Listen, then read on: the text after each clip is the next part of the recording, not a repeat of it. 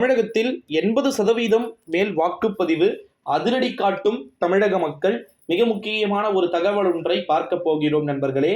மிக முக்கியமான ஒரு தகவல் ஒன்றை பார்ப்பதற்கு முன்பு நம்முடைய சேனலுக்கு ஓகேங்களா, புதிய பார்வையாளர்களா கட்டாயமா இருப்பதற்கு வாய்ப்புகள் இருக்கிறது.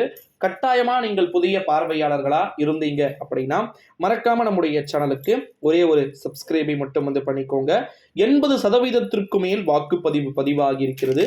கிட்டத்தட்ட ஏறத்தாழ அதிரடி காட்டி இருக்கிறார்கள் நம்முடைய தமிழகத்தின் மக்கள் அப்படின்னே சொல்லலாம்.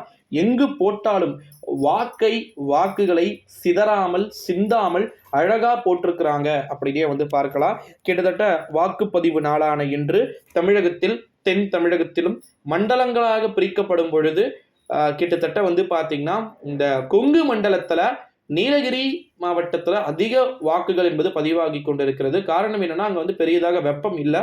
ஸோ அதனால அங்கே மட்டும் தொடர்ந்து பார்த்தீங்கன்னா இந்த எப்படி சொல்றது, வாக்குப்பதிவு அப்படின்றது விறுவிறுப்பாக நடைபெற்று கொண்டிருக்கிறதை பார்க்க முடிகிறது. மற்றபடி காலையில் நல்ல சுறுசுறுப்பான வாக்குப்பதிவு அப்படின்றது ஒரு 11 மணி வரைக்குமே இந்த காலை வாக்குப்பதிவு என்பது ரொம்ப சுறுசுறுப்பாக இருக்கக்கூடும் அப்படின்னு எதிர்பார்க்கப்படுகிறது.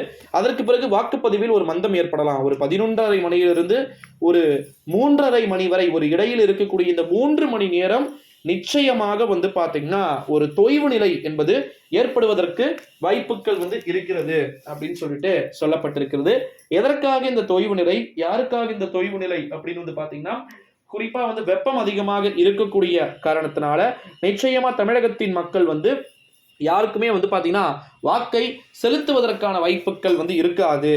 அதனால அந்த நேரத்துல தொடர்ந்து பார்த்தீங்கன்னா மந்தமான முறையில் வாக்குப்பதிவு அப்படின்றது நடைபெறுவதற்கான வாய்ப்பு மற்றும் சாத்தியக்கூறுகள் இருக்கிறது அப்படின்னு சொல்லிட்டு தகவல்கள் என்பது வெளியாகி கொண்டிருக்கக்கூடிய ஒரு வேளையிலே நண்பர்களே, 80% மேல் வாக்குப்பதிவு அப்படின்றத நீங்க எப்படி பார்க்கிறீங்க?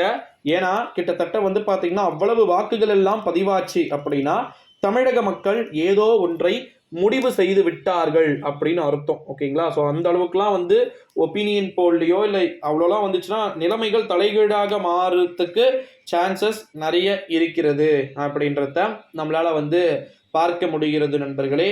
ஸோ உண்மையில் 80% மேலே வாக்குப்பதிவு அப்படின்றத அதிரடி காட்டக்கூடிய ஒரு சூழல்கள் இருக்கிறதா என்பதையெல்லாம் நம்ம கட்டாயமாக தொடர்ந்து பார்க்கத்தான் போகிறோம் நண்பர்களே. ஸோ எப்படிப்பட்ட நிகழ்வுகள் நடைபெறப் போகிறது அப்படின்றத நம்ம கம்பல்சரி பார்க்க போகிறோம். 80% மேலாக வாக்குப்பதிவு அப்படின்றது ஒரு அச்சத்தை கூட்டக்கூடிய ஒரு வாக்குப்பதிவு என்பதில் மாற்று கருத்துக்கு இடமே கிடையாது நண்பர்களே. ஸோ கட்டாயமாக நம்ம காத்திருந்து பார்க்க வேண்டிய ஒரு தருணத்திற்கு நம்ம தள்ளப்பட்டிருக்கிறோம்.